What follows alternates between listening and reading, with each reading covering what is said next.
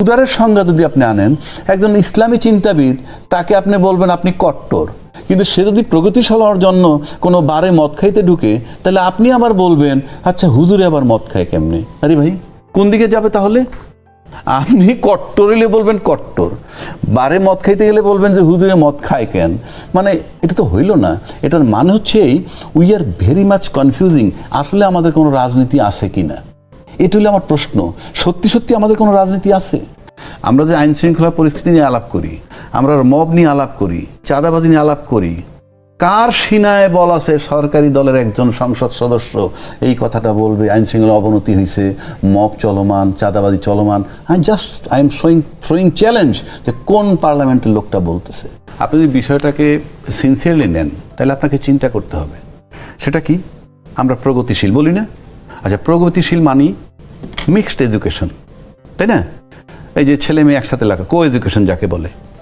আবার নারী এই রাস্তা দিয়ে হাঁটবে, পুরুষ এই রাস্তা দিয়ে হাঁটবে, এটা কিন্তু আমরা চাই না। প্রগতিশীল বলতে যা বোঝায়, এটা চায় কারা? এটা কিন্তু জামাতের থিওরি, যে নারী আবরণের মধ্যে থাকবে, পৃথক থাকবে, বা ইসলামী দল যারা করে, বা ইসলামী চিন্তাবিদ যারা তারা করে। তাহলে বিষয়টা কেমন দাঁড়াচ্ছে? বিষয়টা দাঁড়াচ্ছে কেমন? আপনি নারী পুরুষ আলাদা খাবে বলতেছেন, নারীর আলাদা বাস হবে। আবার নারী পুরুষ একসাথে যে বাসে ওঠে, সেখানে নারী বলতেছে তার অধিকার, নারী পুরুষের সমান অধিকার, তার সাথে তার জন্য সিটটা ছেড়ে দিতে হয়। বাট আমি বহির্বিশ্বে দেখছি প্রতিবন্ধী এবং প্রেগনেন্ট মহিলা বা অসুস্থ মহিলা যদি থাকে, তার জন্য আসনটা ছেড়ে দিতে হয়, এবং এটা দিবে, এটা যৌক্তিক। এটা একটা অসুস্থ পুরুষ হইলেও ছেড়ে দিতে পারে। কিন্তু আপনি প্রগতিশীলতার নামে যেটা করতেছেন, এটা তো আপনাদের সাথে যায় না। আমি বলছি না এটা ভালো নাকি মন্দ, সেখানে আমি যাচ্ছি না, কিন্তু আপনাদের সাথে যায় না। আবার উদারের সংজ্ঞা যদি আপনি আনেন, একজন ইসলামী চিন্তাবিদ তাকে আপনি বলবেন আপনি কট্টর, কিন্তু সে যদি প্রগতিশীল হওয়ার জন্য কোনো বারে মদ খাইতে ঢুকে, তাহলে আপনি আবার বলবেন আচ্ছা হুজুরে আবার মদ খায় কেমনে? আরে ভাই, কোন দিকে যাবে তাহলে? আপনি কট্টর হলে বলবেন কট্টর, বারে মদ খাইতে গেলে বলবেন যে হুজুরে মদ খায় কেন? মানে এটা তো হইল না। এটার মানে হচ্ছে এই, we are very much confusing. আসলে আমাদের কোনো রাজনীতি আছে কি না, এটা হলো আমার প্রশ্ন। সত্যি সত্যি আমাদের কোনো রাজনীতি আছে? আপনি দেখেন 54 বছর যাবত আমরা একটা কথা শুনি, রাজনীতিতে শেষ কথা বলতে কিছু নাই। একজন রাজনৈতিক নেতা যখন সকালে এক কথা বলে আর বিকালে এক কথা বলে, তার কর্মীরা কিন্তু কেউ বেজান না। কারণ রাজনীতিবিদরা ক্ষমতায় থাকলে কর্মীরা সচ্ছল থাকেন, সেজন্য উনি সকালে যা বলেন বিকালে যা বলেন উল্টান পাল্টান, কোনো অসুবিধা নাই। কিন্তু ব্যক্তি তুষার, আপনি যদি আমার সাথে প্রতিশ্রুতি ভঙ্গ করেন, আপনার জন্য কিন্তু পেনাল কোডের 420 ধারা আছে চলমান। কিন্তু রাজনীতিবিদদের জন্য সেটা নাই। রাজনীতিবিদরা প্রকাশ্য জনগণের কথা দিয়ে আসলেন, আমরা ক্ষমতায় গেলে এই এই করব, এই জিনিস পালন করব। আপনি এসে করতেছেন না, আপনার অ্যাকশনটা কি? আপনার বিরুদ্ধে অ্যাকশন নেবে কে? Who will bell the cat? Action নেবে জনগণ, যেমনিভাবে হাসিনাকে তাড়াইছিল। আবার জনগণের অ্যাকশনে আসলো গণভোট, জুলাই সনদের বাস্তবায়ন। করবেন কি করবেন না সেটা অন্য কথা, কিন্তু প্রতিশ্রুতি দিয়ে আসছিলেন, সেটার বিরুদ্ধে অ্যাকশনটা কি? আপনি আমারে চিট করবেন 420, মামলা হয় কোর্টে, কিন্তু আপনাদের জন্য কি ব্যবস্থা? এটা যতদিনে ঠিক না হবে, বাংলাদেশের রাজনীতি ঠিক হবে না, সংসদ ঠিক হবে না। এটা হলো আপনি যদি সাংবিধানিকভাবে আবার যদি আসেন, আসলে রাষ্ট্র দখল করা হয়েছে।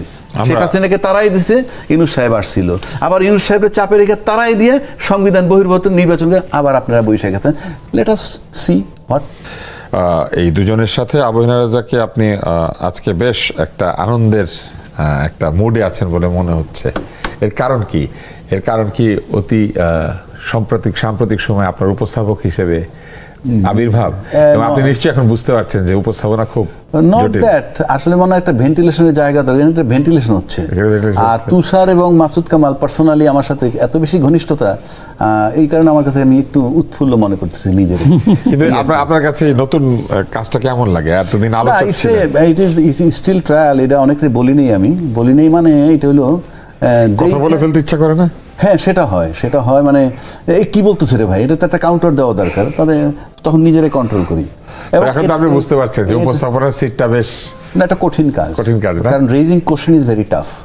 মানে এটাও কঠিন কাজ, প্রশ্ন করা কিন্তু কঠিন। কারণ প্রশ্ন করার ভিতরে আপনার জাজমেন্ট নেবে, আপনি তুষার কেমন প্রশ্ন করেন, কিন্তু যিনি উত্তরদাতা ওনার জন্য জাজমেন্ট। আপনার কি মনে হয় যে আমাদের যে নতুন রাজনীতি সেখানে প্রশ্ন উত্থাপনকে কি অনেক সহজভাবে দেখা হচ্ছে? আমাদের অনেকেরই কিন্তু মনে হচ্ছে যে প্রশ্ন উত্থাপন করলেই কিন্তু ধরে নেওয়া হচ্ছে যে তিনি এক ধরনের বিরোধী, কিন্তু প্রশ্ন তোলাই কি গণতন্ত্রের সৌন্দর্য না? অবশ্যই সৌন্দর্য, এবং সেটাকে আমার কাছে মনে হয় যে রাজনীতিবিদদের চিন্তা করা উচিত যে টক শোতে যারা যাই বলুক না কেন, এটা আমি মনে করি একটা সেল থাকা দরকার, তাদের একটা উইং থাকা দরকার, যে কে কি বলে এটা নোটে নাও। তারপরে ধরেন ডেইলি অন্তত 40টা চ্যানেলে 80টা লোকে বক্তব্য রাখে, এর থেকে আপনি বাছাইও করতে পারেন। ডেইলি 80টা লোকের নোট করার দরকার নাই, আপনি সর্ট আউট করতে পারেন। টকশোগুলোকে এক ধরনের গণসংসদ তৈরি করে না, যেখানে সাধারণ মানুষ এসে তাদের মতামত দিতে। এটা হলো আপনি মতামত দেওয়ার একটা জায়গা। যেমন আপনি আমি নিশ্চিত করে বলে দিচ্ছি, 70 অনুচ্ছেদ ছাড়াই আমরা যে আইন শৃঙ্খলা পরিস্থিতি নিয়ে আলাপ করি, আমরা মব নিয়ে আলাপ করি, চাঁদাবাজি নিয়ে আলাপ করি, কার সিনায় বল আছে সরকারি দলের একজন সংসদ সদস্য এই কথাটা বলবে আইন শৃঙ্খলা অবনতি হয়েছে, মব চলমান, চাঁদাবাজি চলমান? আই এম থ্রোয়িং চ্যালেঞ্জ যে কোন পার্লামেন্টের লোকটা বলতেছে। আপনি ডিবেট করছেন, অপোজিশনে থাকলে কথা বলতে অনেক মজা পাওয়া যায়। আমি ব্যক্তির নাম বলবো না, কোন ব্যক্তি চাবায় চাবায় কথা বলতেন, কারে কোনো খেতাব দিতেন, আজকে তার কথা শোনা যায় না, কারণ সরকার পক্ষে বলবে তো। Very tough. 10টা সেন্টেন্স লেখার ক্ষমতা তার নাই।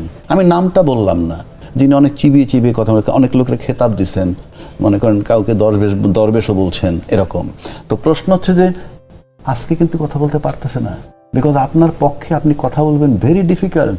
নিজের পক্ষে আমি একজন অফিসারকে চিনতাম, সে বছর শেষে করতে কি এসিআর লেখে না, এসিআর তো বড় অফিসার লেখে, তো সে বলতো তোমরা যার যার এসিআর নেই নিজে লিখে নিয়ে আসো। কেউ পারতো না, এসে মাপ চাইতে পারে, তো স্যার আপনি খালি লিখে দেন আর যাতে সামনে না আটকায়। বলতো যে এসিআরটা লিখে নিয়ে আসো, হইলেও যাতে কোয়ালিটি আসে, সেটার জন্যই ছিল এই আন্দোলন। এবং তার সাথে সেইটার জন্য সংস্কারটা প্রয়োজন ছিল। আপনি যদি সংস্কারটা, যেমন আপনি বাসে উঠে যদি ক্যাশ পয়সা দেওয়ার ট্রানজ্যাকশন না থাকে, শুধু কার্ডের সিস্টেম, কথার কথা বলছি, আপনি চুরি করতে পারবেন না। অর্থাৎ আপনার সিস্টেমটাই যদি এমনভাবে করা থাকে যে আপনার সুযোগ নাই অযোগ্য লোকের নিয়োগ দেওয়ার, তাইলে হবে। যেমন আমাদের প্রতিষ্ঠানে আপনার ডাক্তার, আপনার অনেক বন্ধু ছিল ডাক্তার, এবং মানুষ হিসেবে অসাধারণ ছিল, আছেন এরকম, কিন্তু সে যখন ঢাকা মেডিকেল কলেজে ঢুকছে, এই মাথা থেকে ঢুকে যখন ওই মাথা থেকে বেরোয় সরোয়ার্দী হাসপাতালে গেছে, তখন কিন্তু তপ্ত লোহা ঢুকিয়ে দিছে, স্ক্রু হয়ে বেরোয় গেছে। অর্থাৎ প্রতিষ্ঠান তাকে করাপ্ট করছে, এবং ওখান থেকে বের হইয়া সরোয়ার্দীতে গেছে কেন, আরও বেশি বেতনে গেছে। এই বিষয়গুলো আপনার বন্ধু ভালো, মানুষ হিসেবে ভালো, প্রতিষ্ঠানে ঢুকলে সে নষ্ট হয়ে যাচ্ছে। যেমন একজন ব্রিগেডিয়ার যখন সিএমএইচ চালায়, আপনি সেই সিএমএইচ গিয়ে দেখেন ঝকঝক চকচক করে, সেই ব্রিগেডিয়ার যদি ঢাকা মেডিকেল কলেজে এনে বসায় দেন ডাইরেক্টর হিসেবে, আমি চ্যালেঞ্জ করছি, আমি সেই চ্যালেঞ্জ করলাম ওই ব্রিগেডিয়ার রে, উনি পারবেন না এই জন্য যে 1000 বেডে 5000 রোগী থাকে, বিষয়টা তো ওইখানে। আর সেই সংস্কারগুলোই দরকার ছিল, সেই সিস্টেমের যে পরিবর্তন, এই সিস্টেম চলমান থাকবে, দেশ এই হিসাবে চলবে, এবং ওই সিঙ্গাপুরে দাঁড়ায় বলবেন উন্নতি হয়েছে, এইখানে এসে দাঁড়ায় বলবেন উন্নতি হয় নাই। Very simple.